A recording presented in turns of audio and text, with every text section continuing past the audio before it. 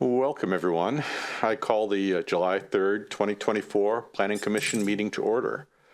The main purpose of tonight's meeting is to continue deliberations and make a recommendation on the current draft of the 2024 Comprehensive Plan.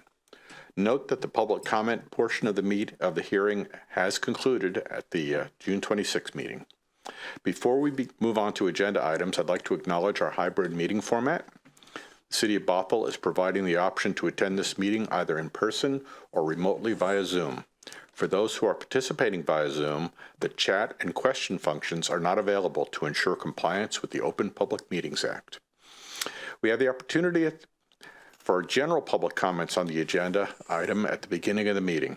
This time is for comments on issues not associated with the comprehensive plan. Please limit those general comments to 3 minutes. Please note that the City of Bothell does not tolerate verbal harassment, and please remember this during your comments. Public comment will be allowed both in person and via Zoom. Those wishing to comment via Zoom were asked to submit an online form by 3 p.m. today. People wishing to submit written comments were also asked to submit those comments by 3 p.m. Email was encouraged as well and will be acknowledged. Those in attendance may make arrangements and have been asked to indicate their desire to comment on the sign-in sheets. The Imagine Bothell notice, city website, and tonight's agenda all provided information to the public for providing comments. And we had not received any by 3 p.m., so I expect we have nothing to add to the record, correct? That is correct. All right. Excuse me. Video of this meeting will be streamed live as well as recorded and available for later viewing on the city's YouTube channel. The call-in number was provided on the meeting agenda for members of the public who wish to call in by phone and listen live to the meeting. For our phone-in callers, during staff presentations, staff will make every effort to specify which materials they are referencing so that everyone can follow along. At this point, I'd like to take a moment to acknowledge the attendance of the commissioners. Commissioners Jones and Westerbeck are absent and excused. Commissioner Lever. Here. Commissioner Robson. Here. Commissioner Sills. Here. Commissioner Gustafson. Here. And in addition, we also have Jason Greenspan, Community Development Director, Christian Gates, Deputy Director, in attendance. Staff from Community Development is also in the audience, and also consultants who may be introduced as they present. Lastly, before we begin, I'd like to reiterate some meeting guidelines. Please speak clearly and pause frequently. State your name each time before speaking. Mute your microphone when you are not speaking. If you are streaming the live video feed, please turn off the sound as there is a delay. For commissioners, if you want to speak, please indicate this by raising your hand. I will call on you as I see you. This will help to avoid the problem of having 2 people speaking at the same time. In addition, identify yourself before you ask a question, make a motion, second a motion, or participate in debate. And please mute your microphone when not speaking. First item on the agenda is public comment. The city has accepted visitor comment in writing as well as accepted sign-up sheets for those who wish to speak at tonight's meeting. I do not see anyone in the audience, and there's no attendees online. No one online for Zoom. So with that, I think we'll move on from the public comment to the remainder of the agenda. First, next item is the approval of the June 26th meeting minutes. Is there a motion to approve the minutes? Motion to approve. All right. Commissioner Sills has moved to approve. Is there a second? Second. All right. Commissioner Lever has seconded. It's been moved and seconded. Is there any discussion on the minutes of the June 26th meeting? Yes. Commissioner Gustafson. Thank you. Sarah Gustafson here. I believe Ann Agard, there are 2 A's in the first part of her last name. We might want to double check that. Thank you. Check the spelling of Ms. Agard's name. Any other comments on the June 26th meeting minutes? Then, subject to checking and correcting that, all in favor of approving the June 26th meeting minutes, please indicate by saying aye. Aye. Aye. Okay, it is unanimous. The June 26 meetings minutes are approved.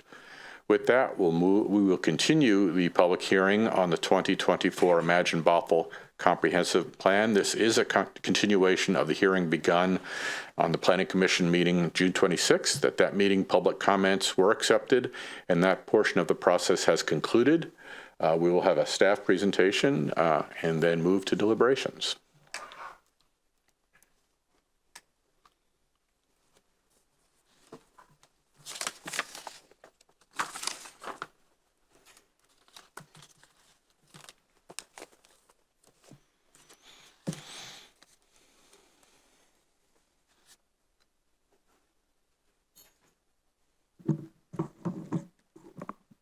All right.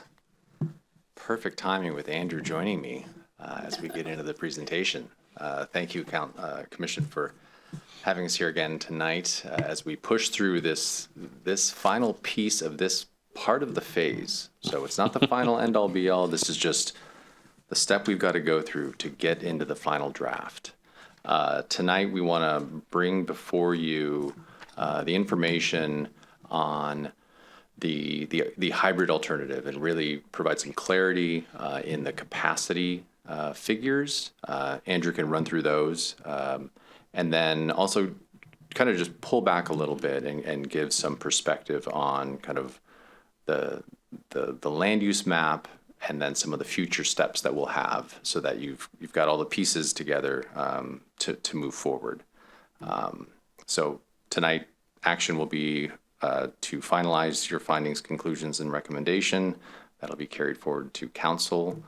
And want to just really peel back, take one step back to where we were last week, with the hybrid alternative. Run through this slide and then a couple slides after this with a lot of detail, but really want to focus on kind of how we landed on those assumptions. And that's for Andrew to kind of step into here.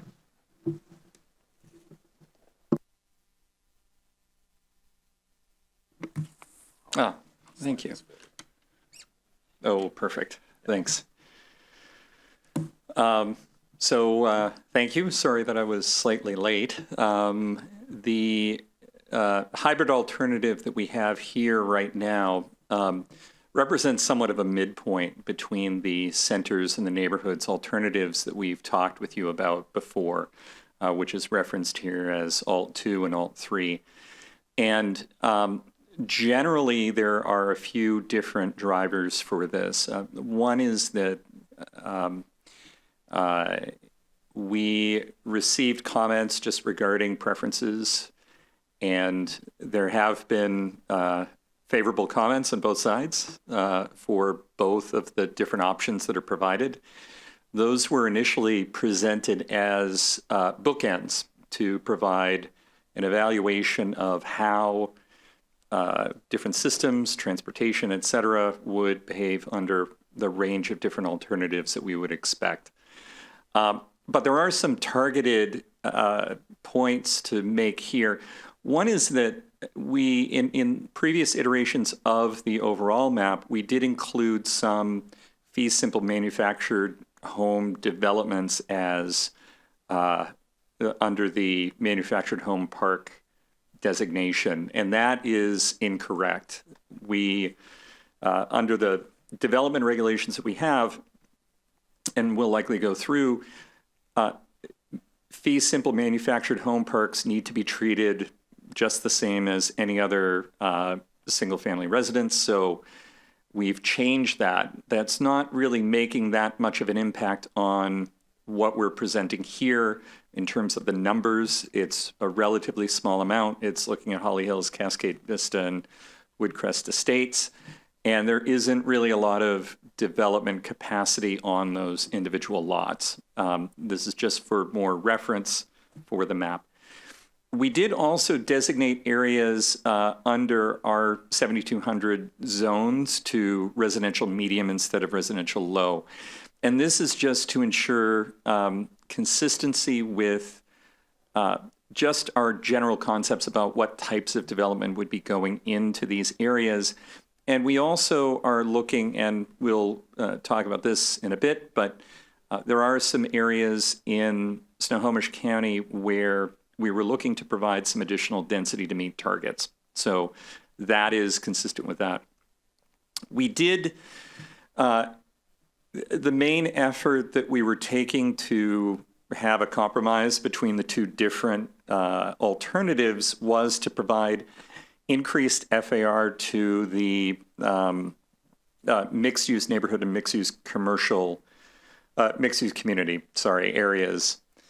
And that's kind of the main splitting the difference notion here.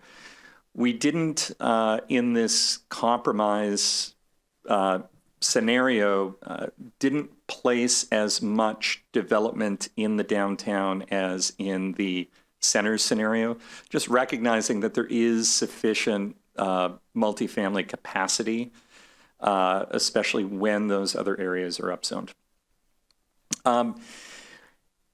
Again, the splitting the difference with respect to the average minimum lot size and the units per lot in the residential medium areas, we did look to reduce the density slightly from the neighborhood scenario, but we're still providing a significant amount of capacity for development, which will reach the targets.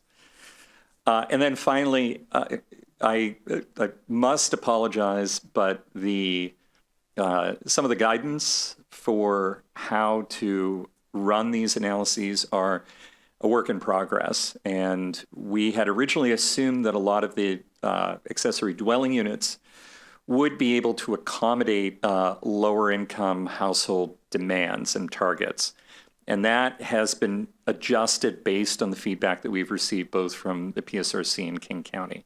That's not going to change the ability for the city to meet targets. It's just it's I don't want to call it simple accounting, but we're looking at different ways of adjusting it while staying consistent with what we've shown you before. So as we've been doing the math and working with incredibly large spreadsheets to try to find results, we have come up with some initial numbers for the hybrid alternative. So these numbers are consistent with what we've seen before. They're closer to the neighborhood scenario than the center scenario, but does include a substantive amount of multifamily development to accommodate the low-rise and mid-rise targets from 0 to 80% of AMI. So this does provide, at a basic level, exceed the capacity that would be required to meet the targets.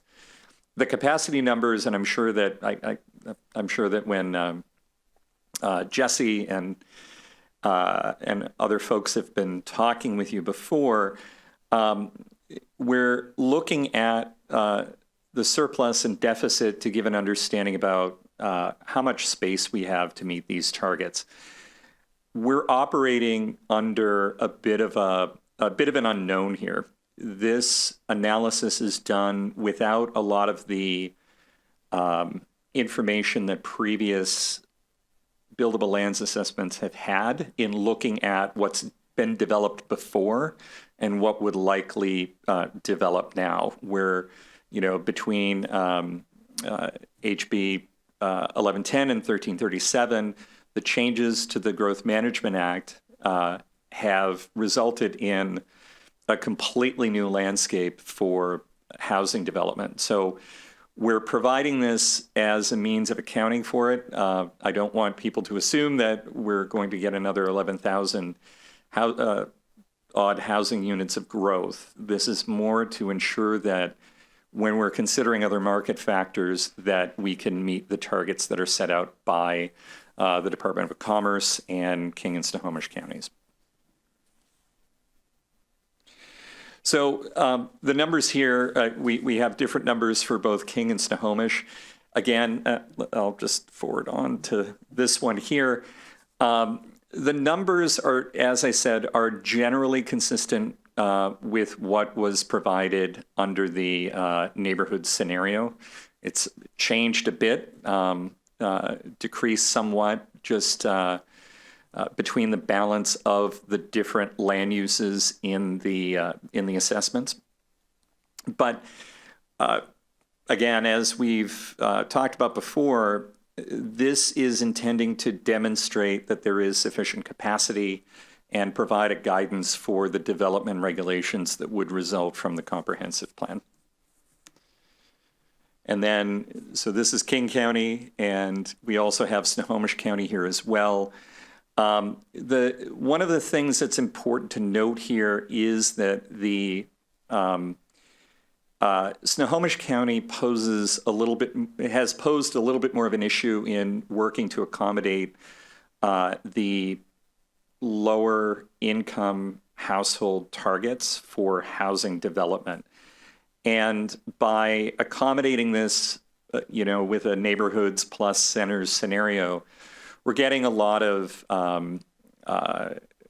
we're getting results that will meet the targets, but then also accommodate additional growth in the centers and work, for example, to support the development of Canyon Park and potentially, I don't know what Red Barn is named right now, whether we've changed it. There are a few names floating out there, but when we're looking at growth in these areas, this can provide more support for that. So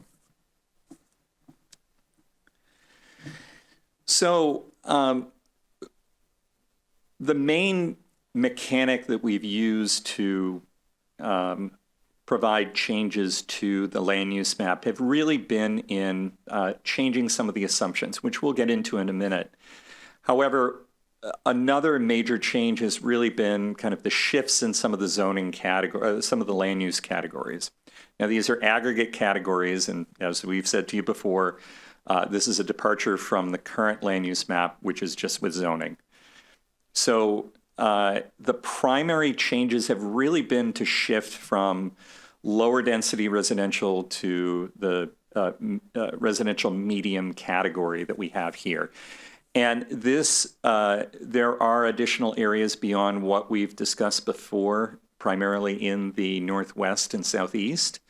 And that represents in part it represents in part working to boost the achieved housing yields in Snohomish County, but also to remain consistent across the entire city. So the areas in the Southeast represent our 7,200 zones that are now designated under residential medium. There are smaller changes that are in here. I don't think that you can see it well on this. Actually, that is a point to change on this map, in that I don't think that the manufactured home park designations have been changed. But there are a few other smaller changes that are recognized in here. So looking at minor changes with respect to a parcel to open space and parks. Some of the minor changes to the downtown sub-area that are reflected in the change from residential low to downtown transition. So this just gives you an idea, though, of the scale of the changes that we're looking at here.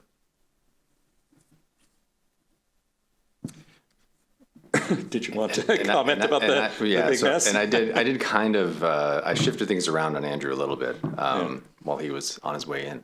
I wanted to take a step back, which might be useful for the newer members and just the public in general, on kind of why we're here, starting with the current land use and zoning map as one combined document. In order to do the assumptions and the calculations to figure out how to achieve these capacities, we had to peel the two apart and go back to, I think, what the comprehensive plan, land use map, and the zoning, how they were set up in the past. So I wanted to sort of start with this current complexity of where we are today with our land use zoning map, and kind of run through just a few images to give everyone the sense of how we're simplifying it with the high level capacity of the future land use map. And as Andrew said, it's the capacity. We're not saying those 11,000 or 12,000 units are going to be built. This provides us that capacity. And then once we dive into the details and begin to overlay what a future zoning would look like, you'd see how within those land use designations at the comprehensive plan level, there are several zones within there. And the areas that have been redefined in this hybrid alternative are still the same zoning. They haven't been split apart into various densities, minimum lot sizes, and other subsequent development standards. So just wanted to kind of go through that and pause for a second just to capture this conceptual stage, and this is the current zoning over the draft hybrid. The final zoning is still to be determined. That is part of the phases to come, and it's part of the future as we go through the implementation process, and we potentially realize after year 5 or year 10, there may need to be rezoning activities taking place in order to achieve those goals that we aren't hitting. If that's the case, if we are hitting them, great. But by establishing what that capacity could be on the land use map, it gives us that flexibility to adjust over the years. Some more immediate as required by the end of this year or through the first half of next year under the housing legislation. But in the future, the ability to make those adjustments. So not designing a zoning map that is to the capacities. We know those capacities are there, but it's a future step to get to. So just wanted to make sure that they're very separate. We're separating out the maps with this approach that we're taking this year. Mr. Robson? Hi. Can you say that again?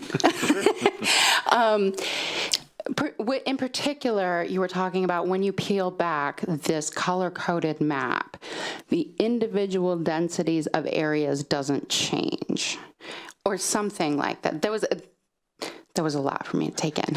I'm sorry. Maybe we can go through it one more time to talking about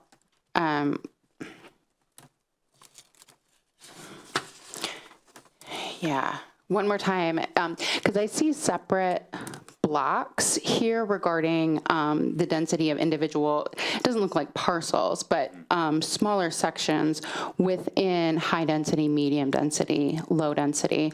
And I thought maybe you were referencing something about the zoning regulations don't change within those areas. Maybe you could clarify for me? One thing to think about is that when we created this map, we just collected a few different zoning categories together. Let me just verify. And when you say that, you mean there are various densities within each section? Yeah, so... Like square footage? Yes. So, for example, under this map, some of the R5400 is in with the R7200 now. That was our starting point. So we collected them on the basis of like, here are a number of categories that are low density, here are moderate density, et cetera. And then there were some changes that were made, including increasing the density along transportation like potential future transit corridors. So that's the basis of where that came from initially. But I'll. Yeah, really just giving you the idea that within each of these layers, I'll just say by color, the purple areas, there are multiple subzones within those, sub areas within those, and that may stay the same. It may adjust. It really depends on one, if it changed on the future land use map, and then two, as we move forward, does it need to adjust to achieve the targets that we're aiming for? Thank you. Yes, I think I got it now that I understand it by square footage and grouping it together that way. That's helpful. One more quick point to make with respect to that for clarity. Under what is currently in place, if you needed to rezone a lot from R7200 to R6000, for example, you would not only need to have a change in the zoning code, but you would also need a change in the comprehensive plan. Under what's being provided, if it's within the category, it'll still be the same. So there's some flexibility to adjust the zoning so that it'll keep with the general density in the area, but Excuse me. And comprehensive plan changes can only happen once a year, correct? Correct. Whereas zoning changes are easier to accomplish as the need arises. Provided they meet the established Within- criteria. yes, the criteria within the and zone. they're consistent with the comprehensive plan. Yes. So, yep. So I did throw some additional slides at the end of this, if there were questions on sort of the I'll just say the numbers from Andrew. I gave him a lot of slides. And we can pause there if there are questions on any of the information provided tonight to identify how the hybrid stacks up to alternative 2 and 3, and how it's slightly different. If there are any others at this time. Can you clarify for me the difference between neighborhood and community multi-use? I saw it there. It's in the purple section, and it says, yeah, it's under mixed use. There's the second one down is mixed use community, and then the next one is mixed use neighborhood. What's the difference between those two? Yeah. The difference is just in the level of intensity of development. So it's kind of looking at 3 different levels. The mixed-use employment is envisioned to be, having some residential, but it being primarily employment uses. Community would be much more of kind of a services and retail on a broader scope, likely as part of mixed-use development, either vertical or horizontal. And then mixed-use neighborhood would be more of the smaller scale types of development. This is something that is, I don't want to call it a legacy, but it was informed by the current designations that are there and the current intensities of development that are there. So there are broad swaths of dark purple, for example. We do not necessarily want to make whole-scale adjustments to that, but we do want to make sure that there is a difference between them that's recognized.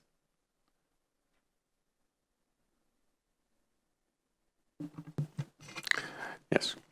Commissioner Gustafson. Yes, Sarah Gustafson here. Thank you, Deputy Director Gates, for providing the very helpful definition of capacity as the full potential that could ever get built.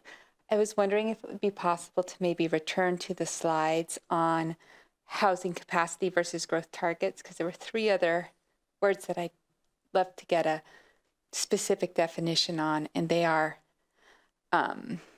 surplus, adjusted surplus, and aggregated target. I can take that in reverse order. Okay, that sounds great. Let's start with aggregated target.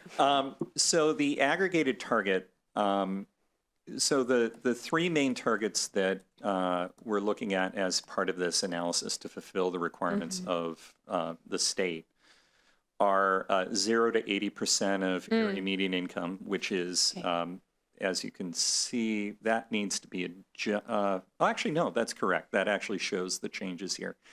So that would be low and mid-rise multifamily development, and that assumes that if housing affordable to lower income households can be built, it's more than likely to be kind of larger types of development rather than single family homes. As you go up from that to townhomes and then to single family homes, part of the assumption is that you can have apartment buildings, you can have townhomes that meet the needs of higher income households. Okay. So we don't want to be, and because, especially because Bothell is somewhat land limited for the development of single family homes, we don't want to give the impression that if the changes in housing types will favor more townhomes, for example, rather than single family homes, that we would somehow be out of compliance here. Okay. So the surplus just references the difference between the countywide planning policy targets for housing versus what the estimated capacity would be. So that gives an idea about kind of the gap between generally full build out and full build out ish, and what growth the city needs to accommodate. And then I forgot the first one. Adjusted surplus, it seems to be the surplus at every level. Is that correct? Well, what it does is that it essentially fills the gaps if, actually, maybe it's on the previous slide here.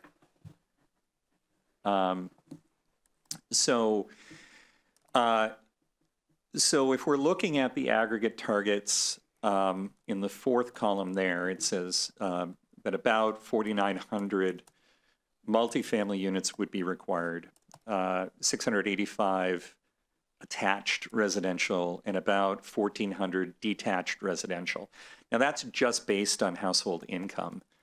The capacity is going to be significantly less because we just don't have as many lots to put single family homes. What we're saying here is that even though there's a gap of 954 units, that townhomes, that ADUs, well, townhomes primarily can make up that difference. Okay. And yeah, and as I noted, the aggregated target is based on the 2020 to 2024 targets from the countywide planning policies. So. Great. Thank you so much. Other commissioner questions? Seeing none? No, I have, Oh, sorry. sorry, no. I just whispered it. What will be the changes in the hybrid model to, for lack of better words, number of floors allowed in the downtown area? That's a lot of people are very worried about that. When you say that they're very worried, what? We get a lot of feedback about how tall buildings are. And so the ones we get are people who don't want them to be taller, but I'm just curious, how much taller will they be? Well, under what we're reviewing right now, there wouldn't be increases. Now, this is something that, these are all preliminary results, and we need to review them, especially to ensure that they're meeting some of the other considerations. This has not been reviewed through the transportation model, for example, and it's likely because we've gotten results from the bookends that this won't cause any issues, but there have been a few changes.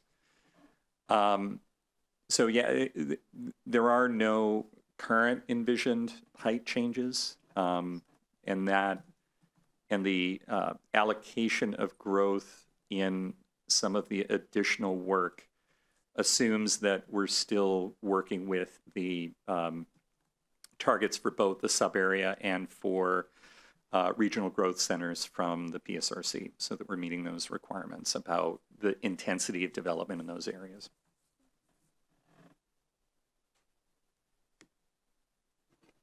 Other commissioners? No? All right. Okay. That was it from us. Unless there's any other questions on the materials, we want to give the commission the opportunity to deliberate, run through the findings, conclusions, and recommendation document, provide staff any clarifications, any updates that we can incorporate in what would be provided to City Council next week. And then, as I said before, this is the phase that we're in right now. Moving forward, every element we will be coming back in the fall with the preferred alternative as the basis. The final EIS will accommodate and identify impacts, how they're mitigated. We'll go through those conversations again in the fall, and then we will run through the same process again with a public hearing before Planning Commission, establishing the final findings, conclusions, and recommendation to City Council. Council will hold a public hearing and adopt by ordinance, hopefully before the end of the year. So we're in compliance. So.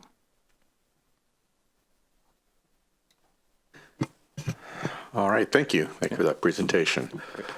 So this is the point where we'll deliberate over this. We do have some findings, conclusions, and recommendations which were included in our packet, which we can go through. We will, or I will be before council on Tuesday presenting our recommendations. Certainly the findings, conclusions, and recommendations will be the major part of it, but I'll also be able to make some comments beyond that if there are things that we want to tell the council based on what we've heard, based on what we want them to consider as they make their decision. This is time to discuss that, and I will carry that message forward. It won't be my message, it'll be the commission's message. So I want to be sure to have everyone participate in that. So with that, we do have these findings, conclusions. Do we need to pull them up, or does everyone have some before them? Have them? All right. So looking at the beginning, history certainly is what it is. The geographic location, again, proposed action to adopt this plan. We describe the meetings and the notice. And on page 3 of the findings is where things get a little more to the point. We are making these specific findings, and I'd like to take a close look at number 7 there. I think staff did a really good job at capturing the discussions we had, but I want everyone to take a look at that and confirm that that is in fact the message that we want to convey moving forward. So I'm kind of looking back and forth. And we can certainly edit and modify if there are some things you want to change. No? All right. Well, good work. You captured the commission's thoughts. Thank you. I will note that I am going to add this evening's meeting in the list of meetings that took place. Oh, well, then cancel the whole thing. We'll have to come back for that, right? Yeah, well. Or not. Okay. So, number 8 does indicate we have to consider the need for open space. I think that's important too. We've had some discussions about that, and we've certainly heard that from the public, the interest in having not just development, but the open space for people who live in that development to recreate. 9 talks about the plan, and please stop me if there's anything you want to comment on. Number 10 talks about our meetings and the feedback we've given and things that have led us here, including the targets, the legislation, and countywide policies. 11, 12, and 13 are pretty straightforward. 14 talks about the testimony we have received, and here are our conclusions. I think they're to the point and pretty brief, and the key here is number 3, that we are recommending the hybrid alternative. It complies with the targets for housing and employment legislation and the policies. Yes, Commissioner Gustafson. Sarah Gustafson here. Under 14, public testimony, I wonder if we might want to add another bullet point for Teresa Escudi, whose mom spoke on her behalf about adding the accessibility requirements. That's right. So do you have that? She did come up and Yes. made 2 comments, but one was for her Absolutely. daughter. Okay, thank you for catching that.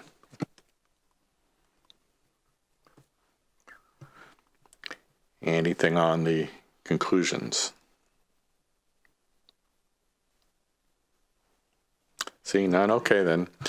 Our recommendation will be to move with the hybrid alternative. Well, thank you for the work you've done on this. We have made comments along the way, and I think you've captured the thoughts of the commission very well. Thank you. And it's this short time here already has been great. And I can see a lot of work from the commission, the community. Everyone has really poured into this document. So Oh, great. thank you. Thank you for the work you've done.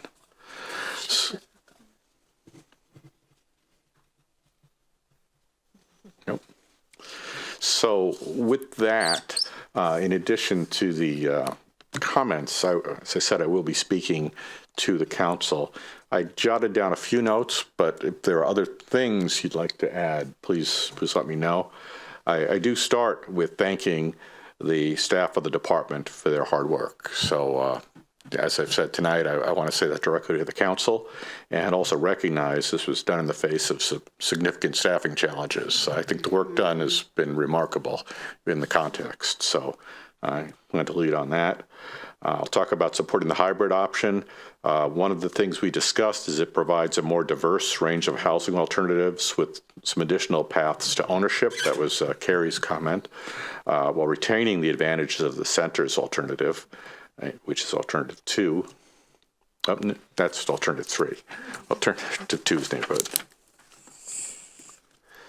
And it also does a good job meeting the needs for affordable housing. When we look at alternative, the other alternative does not meet that. So that was really a key here, the affordable housing and the different diversity of housing alternatives that the hybrid will provide.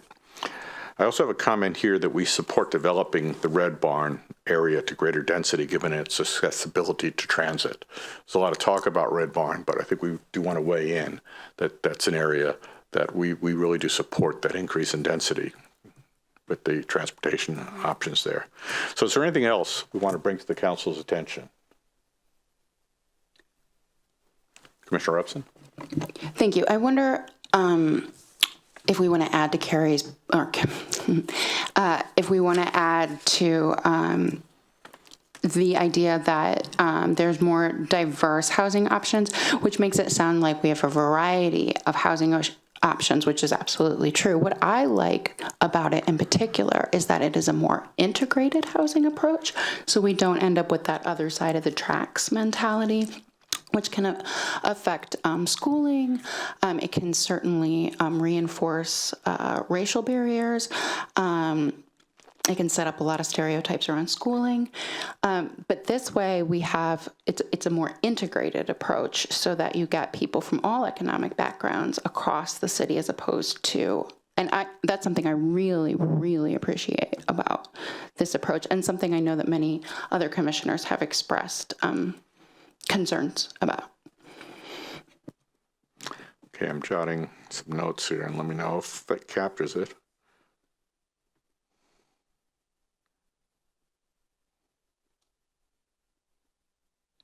So what I jotted down here is it integrates these housing alternatives across the city as opposed to concentrating them in distinct areas. Mm-hmm. I think that's good.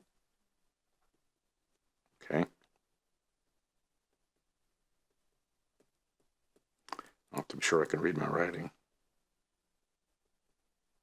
Any other comments? Yes, Commissioner Lever. Yeah, so I just like to make sure that the council knows that we talked about a lot about impact, and we're very cognizant of all the efforts that we're going to take to make sure that everyone understands the impact, and maybe even really exploring the possibility of leveraging technology. Like I talked about those interactive maps, and again, not for next month or anything like that, but really as we move forward to have something that can be utilized by the community and that we can easily see the impact, so that as we move into implementation, it's easier for us to mitigate impact at a micro level or a block by block level. So thanks.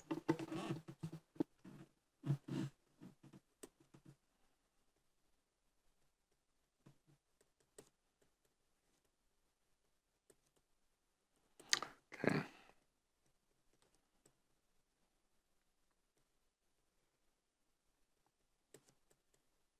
So the first thought I heard you put forth is that we have discussed and recognized the potential impacts of this plan, but we're confident that the city will work to mitigate them.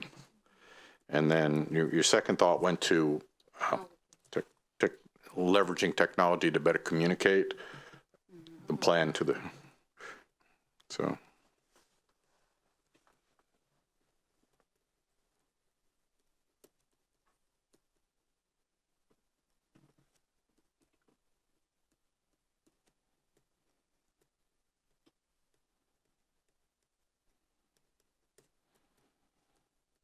So we urge the city to leverage technology to communicate the plan, content, and impacts.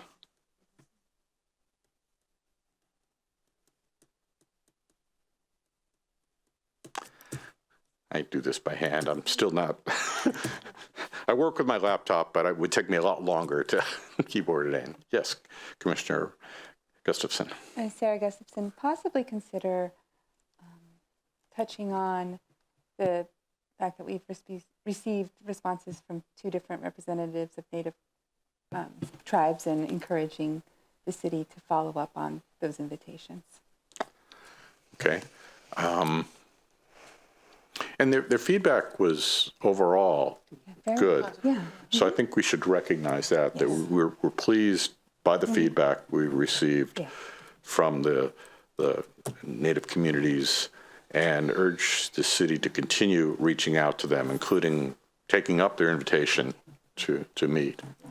Great. Thank you. And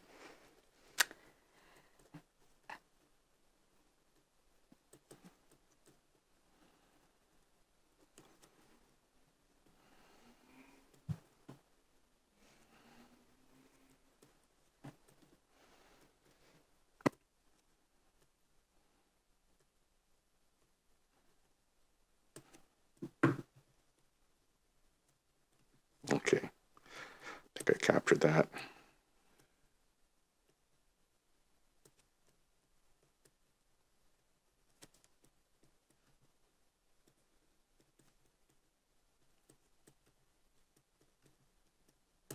Okay. Anything else we want to include?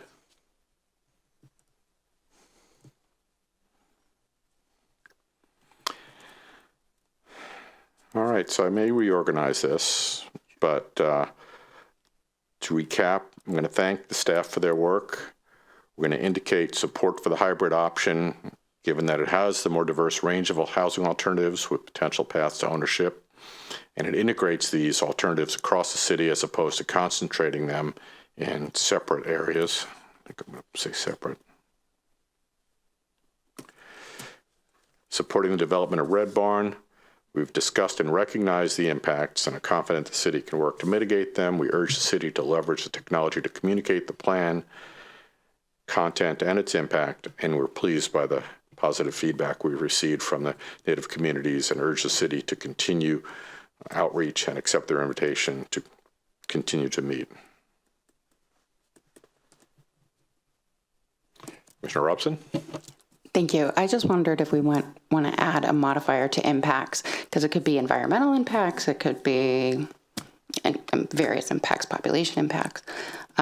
Were you referring to environmental impacts? Well, I'm actually referring to all. There were just a number of maps and data, and I just keep on picturing the interactive maps. So at the end of the day, there are different layers and different considerations. So I'm not necessarily narrowing to one, but at the end of the day, if the data is there, how can we really leverage technology so it's easier for anyone to really see the impact, knowing that there is a commitment to the mitigation. So for the mitigation, it'll take all of us to do that. And someone may not have the expertise to understand how it's impact them at their level. So I'm not thinking of one in particular. So we would keep it broad. I would. And to recap what I think I heard from staff, that some of that work will be done in the latter part of the year as we have a preferred alternative and look at the impacts around that. So we are anticipating more on that in this forum. Okay. Maybe we want to put something in along the lines of nuanced impacts or variety or multifaceted impacts, just to emphasize that broad scope and to sort of double down on that idea. Like, there's a lot of impacts here, and they're all so minor.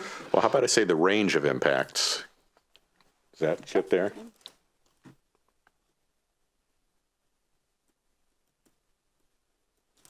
Okay. Other comments? All right. So I will prepare something and I'll forward it to you so that the council will have something before them as I speak. Is that appropriate? Does that work for you?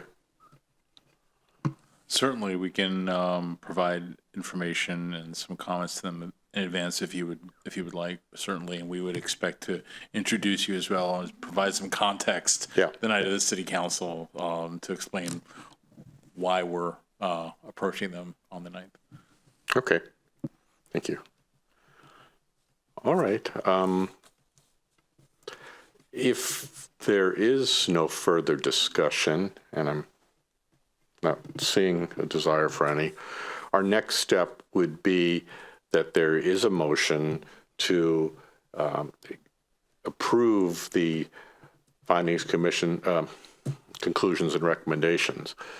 Is there such a motion?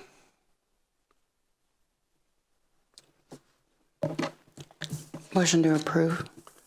Okay, it's been moved that we approve the findings, conclusions, and recommendations as presented in our packet. Is there a second? I second.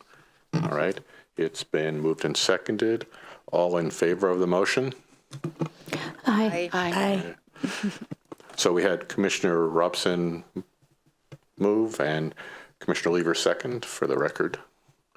All right, and I will make my notes into something that's legible as opposed to this scrawl. But I think I captured the thoughts, and thank you all for the help there. I do want to make it clear that these are the Commission's thoughts that I'm presenting, so thank you for that. With that, I think we can close the public hearing and move on to our next item, which would be reports from members. Do we have any reports from members on this July 3rd? Well, I'd just like to share that I had a wonderful hike with the Friends of the Creek Forest, North Creek Forest, and I just love the work that the community does to make sure that we keep that open space or park really accessible to the community. And I look forward to working more with them to even like take care of the forest adjacent to my backyard. So that was lovely, and I encourage everyone to check them out. So thank you. Great, thank you for that. Any other reports or comments from members?